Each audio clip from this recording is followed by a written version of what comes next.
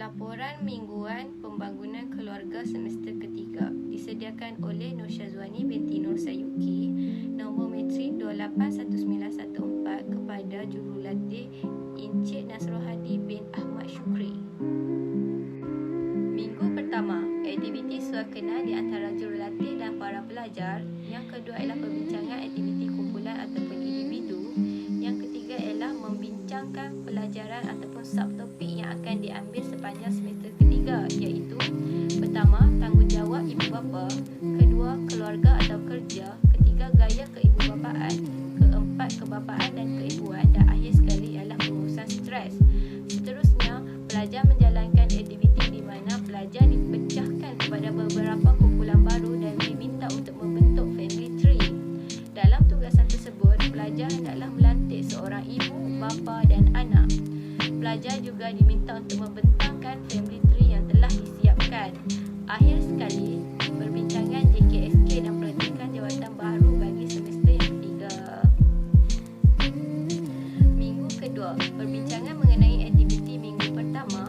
Perbincangan mengenai kertas kerja yang akan disiapkan oleh pelajar dan perlu dihantar pada minggu yang telah ditetapkan. Setiap kumpulan diberikan sedikit masa untuk berbincang tentang pemilihan program yang akan diisikan di dalam kertas kerja nanti. Wakil daripada kumpulan diminta untuk membentangkan tajuk program yang telah dipilih bersertakan objektif program.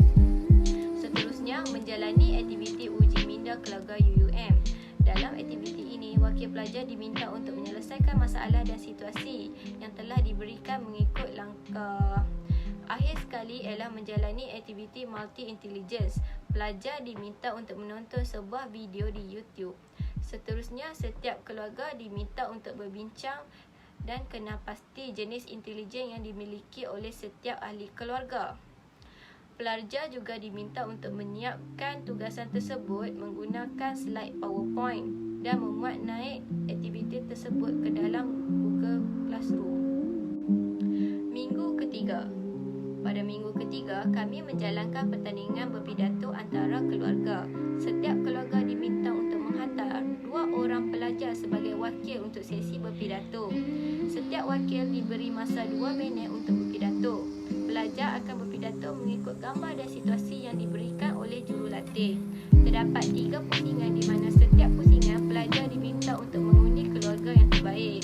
Keluarga yang mendapat undian yang terbanyak akan dikira sebagai pemenang. Minggu keempat.